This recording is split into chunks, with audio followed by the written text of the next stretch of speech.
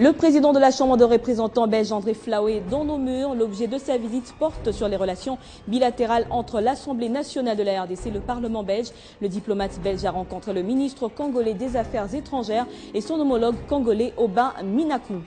Dans ce journal, nous parlerons aussi de l'élection des gouverneurs et vice-gouverneurs dans les provinces du Bas-Congo oriental.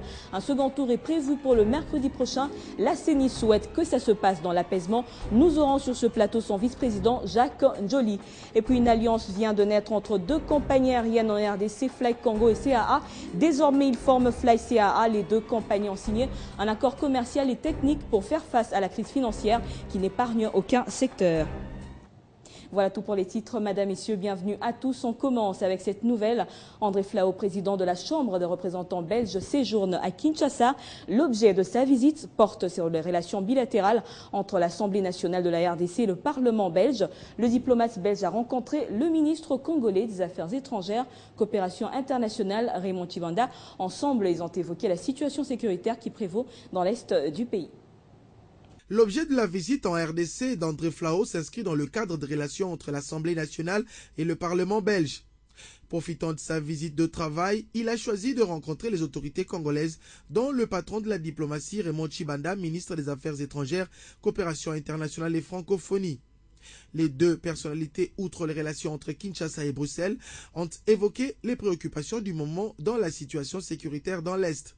Puis nous avons évoqué très rapidement, très brièvement, puisque nous aurons sans doute encore l'occasion de nous revoir, les différentes préoccupations du moment, et notamment la situation dans l'Est du Congo, où je me rendrai demain. Le diplomate belge est également revenu sur l'abstention de son pays sur l'élection du Rwanda comme pays non permanent au Conseil de sécurité des Nations Unies. Pour André Flau, son pays a adopté une attitude claire, celle de laisser le soin au Conseil de sécurité de l'ONU de prendre les mesures qui s'imposent. Mais la Belgique a adopté une attitude qui, à mon sens, est une attitude claire et qui donnait un signal clair également. Maintenant, il faut laisser au Conseil de sécurité le soin d'examiner le rapport final et de prendre les mesures qui s'indiquent. Après Kinshasa, le président de la Chambre des représentants belges se rendra mardi dans l'Est de la RDC pour palper du doigt les réalités de la situation sécuritaire et humanitaire. Le président de la Chambre des représentants belges, André Flau, a également été reçu ce lundi par son homologue congolais, Aubin Minakou, au centre de leur entretien des actions à mener dans le cadre de la diplomatie parlementaire pour l'atteinte de l'objectif final, le retour de la paix dans la partie est de la RDC. Arrivé le dimanche à Kinshasa, le président de la Chambre des représentants belge, André Flau, séjourne à Kinshasa sur invitation lancée par le président de la Chambre basse lors de sa participation à la 38e session de l'APF à Bruxelles. Il y a peut-être au niveau des parlements, et c'est à ce niveau que je parle, des choses qui peuvent être faites pour aider, favoriser à renouer le dialogue, mais surtout faire arrêter les massacres. Diplomatie parlementaire pour le retour de la paix dans l'Est, le président Aubin Minakou entreprend plusieurs initiatives pour cet objectif et la Chambre de représentants belge a répondu à l'appel du Parlement congolais. Je remercie le président de m'avoir invité pour prolonger le partenariat qui a été signé entre l'Assemblée nationale du Congo et le Parlement belge, la Chambre des représentants. La Belgique émet donc des réserves sur la présence du Rwanda au Conseil de sécurité des Nations Unies. La Belgique a exprimé une abstention. C'est le rôle du ministre des Affaires étrangères au nom du gouvernement belge. Ça a été fait. Moi, je suis président d'Assemblée. J'essaie de voir comment on peut, en collaborant, en partenariat avec aussi peut-être nos collègues d'autres pays voisins pour essayer de retrouver la voie de la raison et la voie de la paix. Bien avant, Aubin Minakou a conféré avec Roger Miss, venu encourager l'Assemblée nationale sur les lois adoptées et d'autres en examen à la Chambre basse du Parlement congolais. Devant les députés nationaux, André Flau devra donc se prononcer ce mardi en plénière. Durant son séjour, André Flau, président de la Chambre des représentants belges, se rendra dans l'Est de la République démocratique du Congo, à Goma, chef-lieu de la province du Nord Kivu. Nous l'annoncions en titre, il y aura un second tour pour l'élection des gouverneurs et vice-gouverneurs dans les provinces du Bas-Congo oriental. La CENI souhaite que ça se passe dans l'apaisement. Sur ce plateau, son vice-président Jacques Joly qui a supervisé le vote à Matadi dans la province du Bas-Congo. Bienvenue. Merci madame. Alors pourquoi l'apaisement et la transparence? Ce sont vos propos relayés par Radio Okapi. Est-ce que la CENI craindrait-elle quelque chose à ce jour? Non, toute consultation électorale est un moment d'intense émotion pour aussi bien les électeurs que pour la population. C'est vrai que l'élection du gouverneur, c'est une élection des grands électeurs, mais qui a un impact énorme sur l'environnement. C'est un gouverneur de toute la province. Et comme je l'ai dit, une élection doit être une occasion de fête, des réconciliations, surtout dans nos provinces, où il y a plusieurs sensibilités, susceptibilités, plusieurs sociologies. Il est important que tous nous puissions regarder dans la même direction pour que la paix, qui est la valeur cardinale dans la société, soit sauvegardée, aussi bien dans le Bas-Congo que dans la province orientale, parce qu'à la fin, il y aura un seul gouverneur. Nous avions au départ 16 listes, après il y a eu des désistements, et à la fin, après la consultation, nous avons 2 listes qui sont retenues, aussi bien dans le Bas-Congo qu'à la province orientale, où il y avait 5 listes.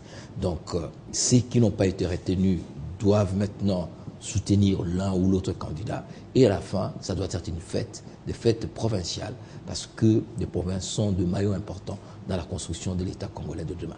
Voilà une question qui se pose. Pourquoi avoir organisé ces élections maintenant? Parce qu'il faut le dire, hein, vous avez annoncé il y a des élections provinciales qui sont peut-être prévues pour l'année prochaine. Oui, il faut toujours comprendre ce qu'on appelle l'organisation et le fonctionnement. La loi impose, et même la Constitution, que 30 jours après la démission ou toute forme de fin de mandat d'un gouverneur, il faut organiser les élections dans les 30 jours. C'est une obligation constitutionnelle et légale. Mais les élections provinciales qui vont intervenir, ça c'est la dynamique, n'est-ce pas, des institutions. S'il y a une nouvelle assemblée, une nouvelle majorité qui va se dégager au cours de prochaines consultations, ben, cette nouvelle composition va imposer au gouverneur de remettre, n'est-ce pas, de manière élégante, sa démission. Mandat, oui. Et alors, s'il ne le fait pas, l'Assemblée pourra faire une motion et on va aller aux nouvelles élections. Donc, il faut voir les institutions dans leurs aspects statiques, prévus par les textes, mais aussi dans leur dimension dynamique, qui est le fonctionnement, la vitalité démocratique. Merci, Monsieur Jacques Joly. Je rappelle que vous êtes le vice-président de la CENI. Merci. Merci, madame. Réunir le pays d'un bout à l'autre par voie routière en RDC, c'est une des ambitions du gouvernement Matata qui compte mobiliser des fonds pour l'entretien routier par sa structure Foner. Le sujet était au centre des échanges ce lundi au cours de la réunion thématique hebdomadaire du secteur productif du gouvernement. La situation du Foner, le fonds d'entretien routier, était le seul point inscrit à l'ordre du jour à la réunion thématique secteur productif de ce lundi 29 octobre. En effet, le chef du gouvernement qui présidait cette réunion mise sur la réhabilitation de la voie routière pour la réunification de la République démocratique du Congo, et ce, grâce aux moyens propres du pays par le biais du Foner. Un objectif très possible à atteindre car déjà, grâce à l'impulsion du chef de l'État, plusieurs coins du pays, dont la ville de Kinshasa, voient ses routes réhabilitées, d'autres même modernisées. À l'issue donc des débats sur cette question importante, il a été décidé, il a été recommandé au ministre en charge des ITPR de procéder au lancement très rapide de ce programme important de réunification routière au niveau de l'ensemble du territoire national, mais également il a été décidé une meilleure gouvernance et une bonne communication sur la question liée à la mobilisation et à la gestion de ressources du Foner. Puisque cette réunion est intervenue au lendemain du retour d'une tournée en Europe occidentale du chef du gouvernement, une restitution de sa part à ce sujet à l'endroit de ses ministres a eu lieu au début de cette rencontre. Et on revient sur la première sortie européenne du Premier ministre Matata Ponyo qui s'était rendu en Belgique et en Allemagne. Une tournée au cours de laquelle il s'est employé à vendre l'image positive de la RDC. Et au cours de l'émission en grande interview avec Jean-Marie Kassamba, le chef de l'exécutif congolais a déballé les grandes lignes de son carnet de voyage et de son mandat, dont voici l'essentiel. Le chef du gouvernement a visé juste en commençant pour son premier voyage en Europe par la Belgique et l'Allemagne, cœur de l'Union européenne. À Bruxelles, tout comme à Berlin, Matata Ponyo a passé le message de la RDC, agressée dans sa partie Est par des pays voisins, clairement identifiés, en l'occurrence le Rwanda. Du point de vue de la compréhension, nous avons démontré carrément l'implication d'un pays comme le Rwanda dans la préparation et dans l'initiative et dans le soutien de ces mouvements. Et nous avons dit que ce n'est pas le fait uniquement d'une appréciation congolaise. Il y a un rapport des groupes d'experts des Nations Unies qui l'a démontré avec preuve à l'appui. Un voyage du reste positif car le chef du gouvernement s'est vu féliciter des efforts fournis dans le cadre de la stabilisation macroéconomique, la politique intérieure et la reconstruction du pays. Lorsqu'une institution réputée pour sa rigueur, comme le Fonds monétaire international, félicite un gouvernement pour une gestion excellente des finances publiques, il n'y a pas 1000 experts pour le faire. Mais les résultats sont tels que dans 12 mois, dans 24 mois, les travail des résultats sera énorme.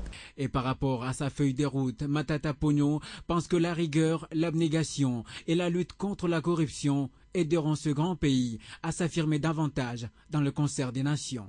L'absence de la corruption et de la fraude dans le traitement des dossiers, la bonne gouvernance, la gestion rigoureuse des ressources publiques, les suivis et évaluations. Vous avez vu, au terme des 100 premiers jours, chaque ministère a été coté sur base d'une feuille de route conformément à la vision du chef de l'État. Et dans les couloirs de la primature, l'on annonce déjà un autre déplacement en Occident avant la fin de cette année. Citoyenneté, diversité linguistique et culturelle à l'ère de la mondialisation, c'était le thème de la 127e Assemblée de l'Union interparlementaire. Et la participation de la RDC à cette assemblée a été ponctuée par l'intervention du président de l'Assemblée nationale, Aubin Minakou. Au Québec, pour participer à la 127e Assemblée de l'Union interparlementaire, le président de la Chambre basse a pris la parole au nom de la délégation du Parlement de la République démocratique du Congo. L'intervention d'Aubin Minakou a été effectuée dans le cadre du débat spécial démontrant la richesse de la diversité culturelle, linguistique, raciale, ethnique et religieuse de la RDC. Aubin Minakou a stigmatisé tout projet de balkanisation du territoire congolais. Certains pays voisins instrumentalisent les groupes ethniques vivant de part et d'autre de nos frontières communes pour déstabiliser l'Est de la République démocratique du Congo. Se référant au thème de ces assises, le chef de la délégation a fait mention de la protection et promotion des droits de l'homme au respect des conventions internationales. Devant plus de 1500 délégués qui avaient effectué le déplacement du Canada pour prendre part à cette assemblée de l'Union interparlementaire, Aubin Minakou a porté haut la voix de la République démocratique du Congo pour aboutir à la condamnation du Rwanda.